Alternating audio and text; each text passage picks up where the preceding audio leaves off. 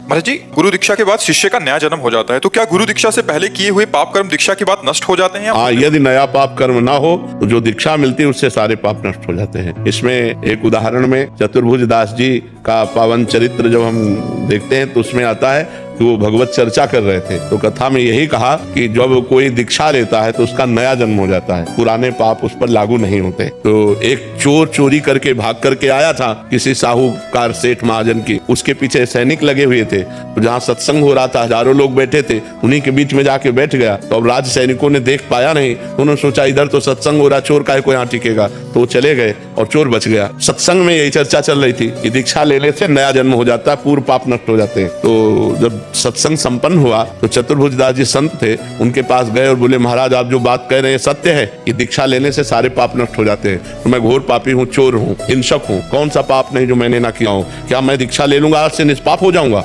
बोले आज से हाँ निष्पाप हो जाओगे। तो बोले दीक्षा दीजिए। तो चतुर्भुज दास जी ने कि ये सही अधिकारी है, अभी इसका मूड बन गया है, नहीं तो हो सकता है कि कभी जिंदगी में इसका क्योंकि हिंसक स्वभाव का है, तो उन्होंने तुरंत उसको दीक्षा दी, मूड मुड़वाया, कंठी पहनाई, तिलक लगाया, 12 तिलक, और दूसरे दिन वो निर्भय होकर घूम रहा था। तो ये साहूकार अपने सैनिकों के साथ तो ताई सेठ खोज रहा था, अरे बोले यही है, उसको बंदी बना लिया गया, राज दरबार में ले गए। राजा ने कहा तुमने चोरी की है? उसने कहा इस जन्म में नहीं। बोले महाराज जन्म की बात नहीं है, कल की बात है, कल इसने चोरी की है। उसने कहा मैं कसम खा सकता हूँ कि इस जन्म में चोरी नहीं की। साहूकार ने कहा मैं कसम खा के कहता हूँ कि इसने कल चोरी की है, ये केवल भेष बना लिया है, मूड मुड़ा लिया, तिलक लगा लिया, लेकिन है यही। अब दोनों अपनी अपनी कसम पे। तो उस समय जो पद्धति चलती थी सत्य को प्रमाणित करने के लिए, तो एक लोहे का फार गर्म किया जाता था और पीपल की छोटी सी नवीन पत्ता ऐसे रख दिया जाता था और उसके ऊपर सूत ऐसे बांध दिया जाता था, और वो लोहे का जलता हुआ फार हाथ में ले और सूत जले ना और 7 कदम चल के फेंक दे, वो सत्य माना जाता था।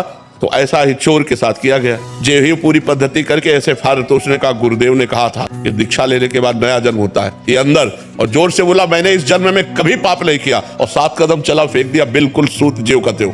अब तो राजा ने सेठ को कहा ऐसे फांसी दो इतने बड़े वैष्णव को, संत को, चोर कहा। जब उसकी फांसी की बात की तो बोले सरकार नहीं वो भी सही है, फांसी मत दीजिए क्योंकि वो अपराधी नहीं, अपराधी तो मैं हूँ। तो बोले अब तुम अपराधी कैसे हो सकते, तुम्हारा तो प्रमाण हो चुका है कि तुम इस जन्म में चोरी नहीं की। बोले इस जन्म में नहीं की? बोले क्या कहानी क्या है? बोले कहानी ये है कि हमने कल चोरी की थी, ये सही कह रहे, लेकिन फिर हमने दीक्षा ले ली, तो दीक्षा से नया जन्म हो जाता है, इसलिए मैंने इस जन्म में चोरी नहीं की। तो उस दृष्टांत से पता चलता है कि नया जन्म हो जाता है, लेकिन अबलो नसानी, अब ना सही हो। उस चोर ने झूठ नहीं बोला, उसने फिर कभी चोरी नहीं की, आज तक किया अब नहीं करूंगा, तो इससे सारे पाप नष्ट हो जाते हैं दीक्षा लेने से।